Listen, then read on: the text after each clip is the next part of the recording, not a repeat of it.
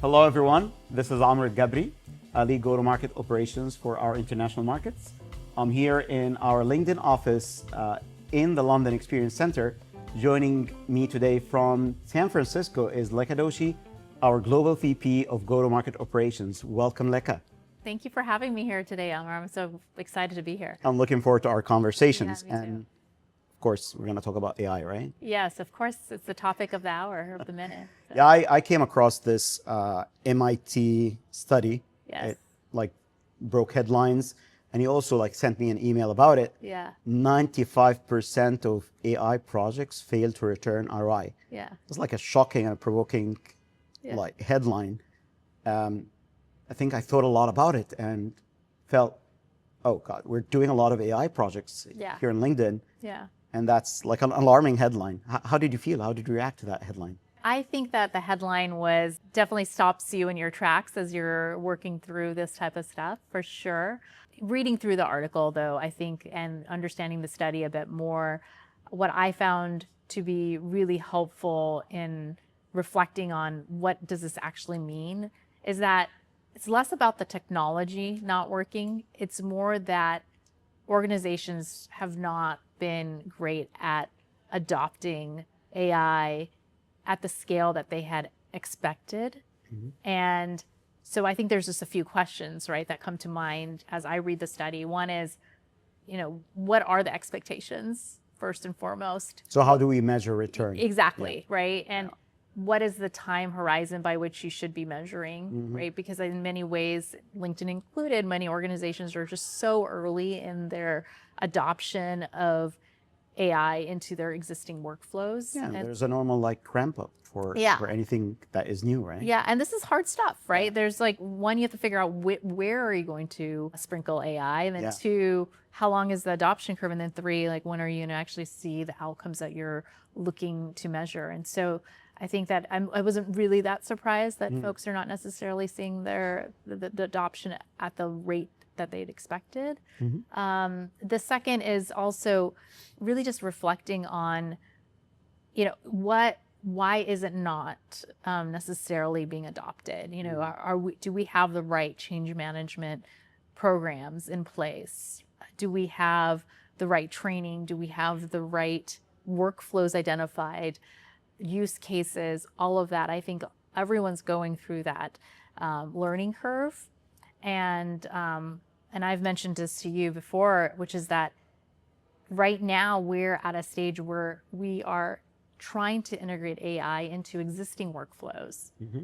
But for AI to really be unlocked and for its full potential to come to life, we really need to reimagine workflows altogether, right? Because these workflows were created when AI wasn't necessarily around. And so now that we have that, which parts of how do you reimagine everything so that there is more AI infused and automation infused? I like the word reimagine because when I think of, basically what you're saying is the technology works, the execution is not there yet. Mm-hmm. And part of that is to start with, did we start from scratch, or just try to force AI into existing workflows that was not designed with AI first in mind? Yeah. So I fully agree, going back and thinking, now that we have this technology, what the process could have been, how could we reimagine that process or that workflow or that tool? I think that's critical, and I agree, very few companies are doing that because it's hard. And you talk about adoption. Yeah. What makes it so hard for companies to achieve that? Well, first of all, the workflow piece, reimagining, it's almost like you have to do it in parallel with the, infusing into the existing workflow, and then in parallel do the reimagining, because it's extremely disruptive to just tear apart an existing workflow without testing it out. And so that's going to take some time. But adopting AI while you're infusing into the existing workflow, I think it takes a few things. One is excitement and enthusiasm from the organization, right? There needs to be a sense of a burning platform for why AI is going to make life better. And so I think there needs to be a lot of focus on not just training models and creating workflows, but also around making sure that you have change champions, right? The second is making sure that everyone feels like they are AI fluent and they are adequately trained. what I love about AI is that it democratizes building and making things better and making the workflow better. And I think getting the organization excited for that is really critical in adoption. And yeah, those are, to me, those are like the two major things to think about as you think about adoption. Yeah. Speaking of creating that excitement, it's top of mind for me. One of the big initiatives you're sponsoring, which is the AI hackathon inside LinkedIn. I already, like when you're saying excitement, like I was nodding my head because it resonates. It's surprising how much like brilliance is there in the team. Yeah. And it usually comes in ad hoc and like in siloed pieces. But when you have like a central initiative that brings them together, that brings that element of excitement, we're seeing amazing results. And some of those like early prototypes and MVPs could actually be those reimagined workflows that you're talking about. How did you come to like create like the AI hackathon, and how do you view like doing things centralized as the company creates that excitement throughout the organization? When we think of a hackathon, we think of it as some type of output we're going to get at the end of it, right? Oftentimes. And I think instead, we've at least approached the hackathon as one, to create that excitement I was talking about, and to really get folks into the change that we could create. And I think that's equally as important, if not more important, is to create that excitement. The second thing that the hackathon does, it actually, in a grassroots way, gets us to identify the most important use cases. Folks are going to put forward solutions to existing pain points. And so rather than doing all these massive studies around, what's creating all this pain and what needs to be fixed, the hackathon does it at scale. And it's a great way for us to bring that together.